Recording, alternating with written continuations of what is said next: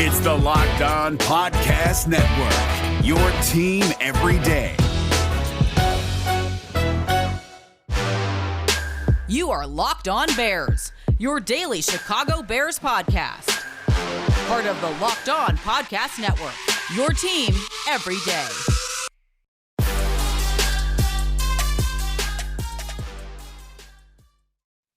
The Chicago Bears will have the same starting safety combination for back-to-back years for the first time since 2018.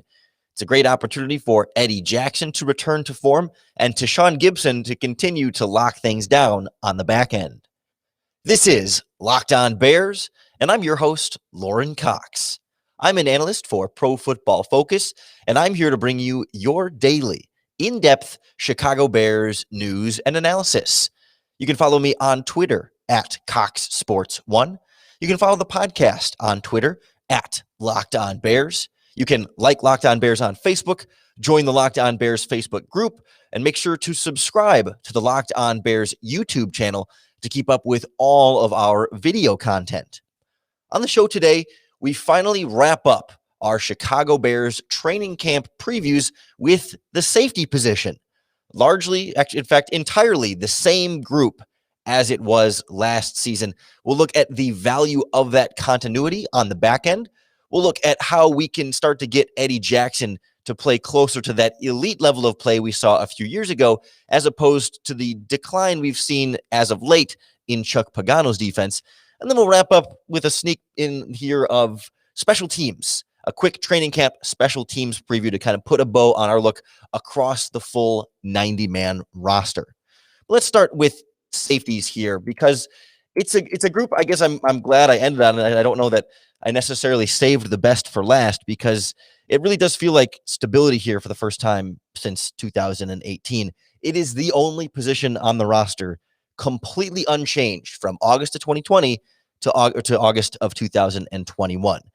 It's the same exact group from top to bottom. Eddie Jackson to Sean Gibson, Deon Bush, DeAndre Houston-Carson, and then Jordan Lucas and Marquis Christian rounding out the back of the bench. Exactly the same top to bottom. A couple of, there's been some fluctuation here and there, but from where we were in August of last year to where we are in August now, it's the same group. We saw Jordan Lucas opt out of last season, so we didn't really get to be a part of the season last year. Marquis Christian was kind of then added for depth to be a part of this same roster. Both of them back this season after sort of supposed to be around last season. And again, it's top to bottom, the same six safeties. And so for me, I think that means right away some cohesion and comfort for both Eddie Jackson and to Sean Gibson. This is kind of this idea that we talked about on yesterday's podcast with the cornerbacks. Same kind of thing we talked about with the offensive line, where it's the value of really, truly, thoroughly knowing the guy next to you. Knowing not just like I know his name and I know his general skill set, but being able to build almost like a shared muscle memory is what I try and think of it of, where I know without having to think or guess or hesitate how much space I can leave between me and him to be able to fill in that space if I need to. So if we're two deep safeties and Jackson's got the left half of the field and Gibson has the right half of the field, Jackson, the more you spend more time with your teammate, the more you know how much ground he can cover based on every situation. And you can kind of have a feel for where I need to be in relation to him because I've been playing next to him for 16 plus weeks now, 16 plus games, plus I guess a playoff game is 17 games, and now another 17-game season. They know each other better than, Clinton Dix coming off the street or when Gibson first came off the street. It's like, yes, I generally know, is this guy fast or not? How quickly does he move?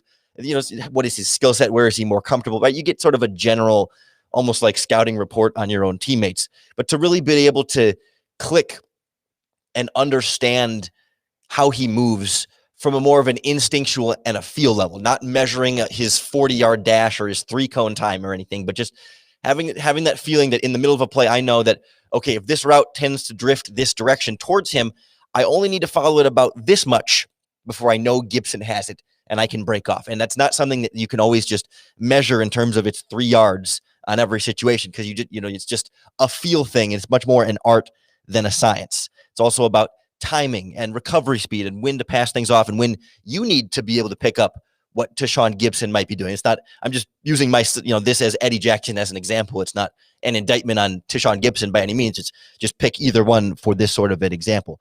That's sort of all on top of this idea of the human connection between two players, the friendship, the bond, the brotherhood they form at the safety position on that back end to really be fighting for this human being that you know through and through. It's not just some guy that straps on the helmet and wears the same colors you do, but that becomes like a person that you genuinely know deeply and care about the more time you spend with them on the back end. And it helps not just with the starters, but with the backups too, that when, if Deion Bush has to get in the game because there's an injury or, player, has to come off the field for equipment issues, shoes untied or whatever it might be, that he's been practicing in this defense and knows everything thoroughly to fill in quickly with Eddie Jackson or DeAndre Houston Carson. I mean, it's kind of surprising to me as you look back, both Bush and Houston Carson are entering their 6th seasons with the Chicago Bears, guys that just, again, kind of refuse to go anywhere else. It's almost hard to believe how quickly that's been, but you start to do the math on when they were drafted. It's like, yeah, this is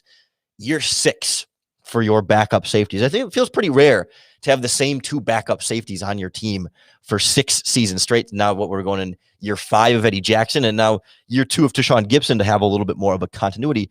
Now you add Jordan Lucas and Marquise Christian to the mix. And it always does seem like the Bears bring in some kind of depth at safety to compete with Houston Carson and Bush, to not like they're trying to push them off the roster, but just to keep them honest and have a couple of other options in there. Of course, when you're talking about these backups at that position in particular, it's all about the special teams. I mean, Jordan Lucas and Marquise Christian have been good special teams players before. So have Bush and DeAndre Houston Carson. That's how they've been here for 6 years. And it really feels like to me, Bush and Houston Carson will always have the edge, because even if you've got 2 special teams players that are pretty even in that regard, one of them has 6 years in this Bears defense. You're going to go with the guy that's got the defensive experience to fill in addition to the great special teams excellent as well. Feels like they've never really given Deion Bush a fair shot at like starting. They've always been able to just kind of bring in a consistent veteran. And by all means, that's probably the smarter thing to do, is to have a guy that you know for sure, as opposed to taking a chance on what Bush may or may not be as a potential starter in this Bears defense. But it certainly makes Eddie Jackson's job a little bit easier to have all this continuity surrounding him, even as things have sort of dropped off a little bit over the last couple of years. We'll explore what new defensive coordinator Sean Desai can do to get Eddie Jackson back closer to that 2018 level of elite play next on Locked On Bears.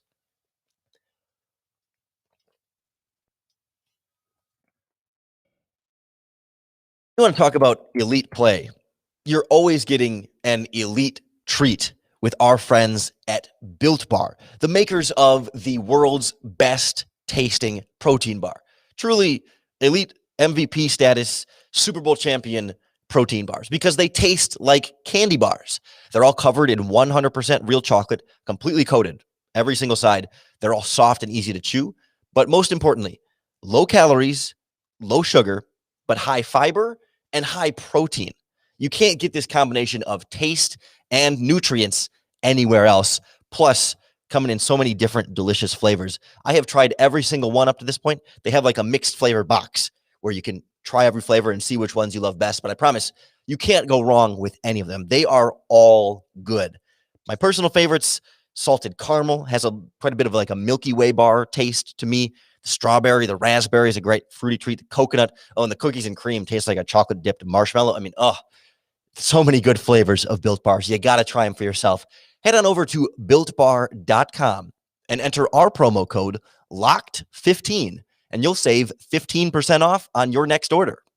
That's promo code LOCKED15 for 15% off at BuiltBar.com.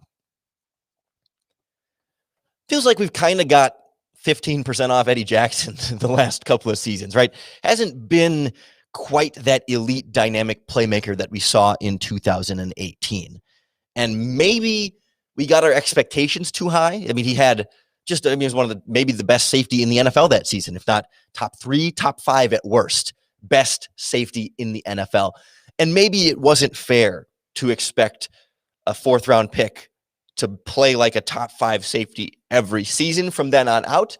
But I think it is fair to be a little bit disappointed in what we've seen. He hasn't been bad. He hasn't been a liability back there getting blown away by giving up big plays all the time, and just this is not a Chris Conte situation. I hate to like rethrow Chris Conte under the bus, because he's had just horrible things said to and about him, and I wish nothing but the best for Chris Conte. But you know what I mean, that sort of style, right? We've seen some really bad Bears safeties over the years, and Eddie Jackson has not gotten down to that level, but it has been a step back from where we thought he would be. And more importantly, back-to-back decline, right? It wasn't just like one bad year in 2019, and then he bounced back. It was kind of two down years from where we had seen him before. And so it's easy to connect the dots and say, well, you switch from Vic Fangio's scheme to Chuck Pagano's scheme, and Eddie Jackson's no longer being put in quite the same positions. And that, to me, does seem like a contributing factor to Eddie Jackson's decline. We'll get into it a little bit. I think it's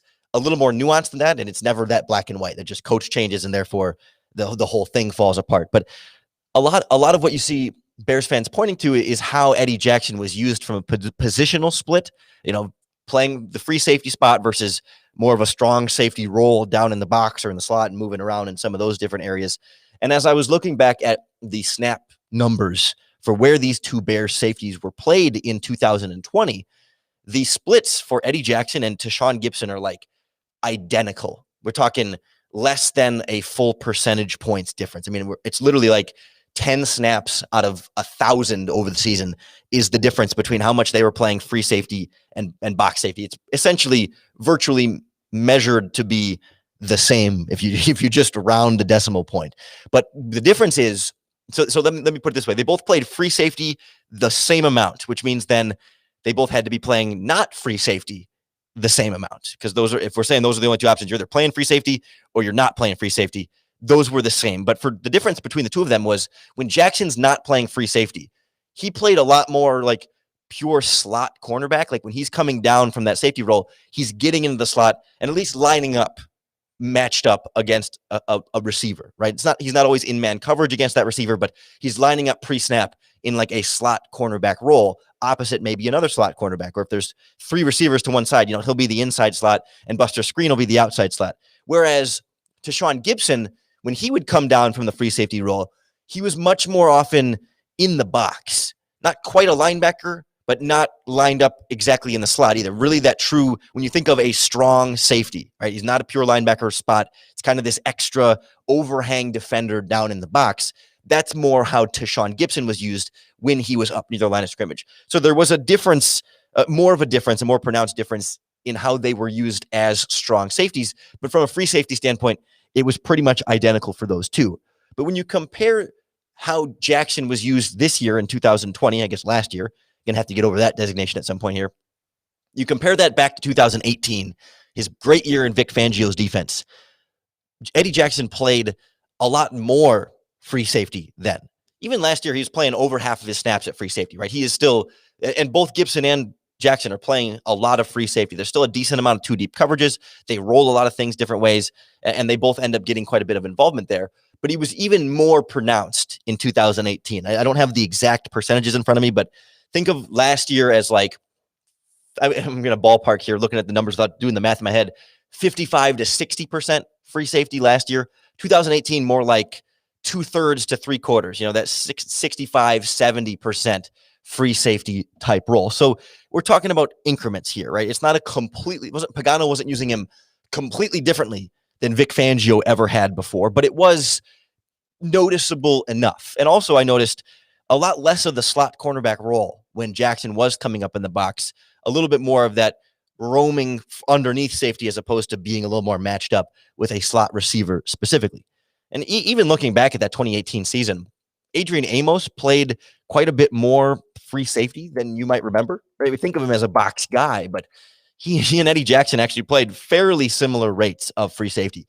Adrian Amos played more free safety in 2018 than Tashaun Gipson did in 2020, if that kind of gives you a sense of how those roles played out. So it's not as though Chuck Pagano didn't run those 2 deep coverages that we're anticipating Sean Desai will bring back because Vic Fangio ran so many more of them. But there's a balance there of like, you don't want to be too predictable in terms of what kind of coverages you're going to run so that quarterbacks aren't always figuring out what you're going to do. But if Vic Fangio was so good at really disguising it, whether that's rolling a safety down or back, or a lot of times it's kind of like variations and checks and adjustments where, if a receiver goes in motion, a player might follow him like it's man-to-man, but then they'll just adjust the zone around him. And so a player might end up covering a different spot in the scheme. If it's cover 2 and you got 2 deep safeties and 5 underneath players, maybe some of your underneath players will end up switching spots, and you're still in the same coverage, but it looks different for the opposing quarterbacks because different players are going into different spots than they might have otherwise in their normal alignment. And there's some certain pattern matching concepts where certain zones will become man-to-man coverage if receivers run a certain route combination. If this receiver goes vertical, then it's man-to-man coverage. If this receiver goes across the middle, then I'm playing zone. And it becomes hard for opposing quarterbacks to then read, okay, that guy's in man-to-man coverage, but that guy's in zone. So wait, what coverage are they playing? In those 3 seconds, you're trying to throw the ball before a pass rusher comes get you. And while you're waiting for the coverage to play out and wait for your receiver to get open, right? That's sort of the nuance and the magic of playing coverage in the NFL. And so there's a nice versatility that you have with Tashawn Gibson in that Adrian Amos role, being able to kind of do both a free safety and a strong safety thing. Whereas it felt like Clinton Dix in 2019, a little bit more of a pure free safety. They asked him to do some of the strong safety stuff, but he was less comfortable in that role, and it made you more inclined to want to take Eddie Jackson out of that role. And so now Gibson is a little bit more versatile in that regard, maybe a slightly limited ceiling, but it's not as simple as just, all right, then Sean Desai needs to play Eddie Jackson more at free safety, right? There's different types of free safety roles, a single deep coverage versus a 2 deep coverage, and Jackson has always been a little bit better in that 2 deep role where he only has half the field in front of him and he can be a little bit more aggressive. He's only keeping an eye on, 2 or 3 receivers to his side as opposed to all 5 across the middle of the field and making sure that he's not, no one's getting deeper than him. A 2 deep role, you have another safety to pass things off, and you can be a little bit more free flowing and aggressive like we saw him in 2018. And so for Jackson to get back to more of that 2018 level, it's about putting him in a better position to be successful, maybe scheming him up a little bit more so in those types of coverages where he seemed to be most comfortable, better play calling overall, mixing up the coverages. But for me, a lot is going to hinge on how well the cornerbacks play in front of him. And we talked about this quite a bit on yesterday's Locked On Bears podcast, about so much of this defensive success for me is going to hinge on how well those cornerbacks can do their jobs in holding down some of that coverage responsibility, because that then allows Jackson to not have to be as sharp, but he doesn't have to be like watching out to fix a mistake if somebody gets beat in coverage and he has to go help there. Like, he can more attack the ball and be more of a downhill aggressive safety as opposed to a safety who has to kind of always be on the back end, making sure that a big play doesn't blow by him. So there's a mutual relationship there, just like with the pass rush and the coverage, where if the pass rush can be a little bit better, the safeties can be a little bit more aggressive because the quarterback has to get rid of the ball sooner. And if the coverage is better, that helps the pass rush do better too. It's a great sort of symbiotic relationship that makes football so exciting. It's just how every player, every position really matters across the board, including special teams. With the safety position kind of so cut and dry, same kind of group at training camp this season. Let's sneak in a quick Bears training camp special teams preview next on Locked On Bears.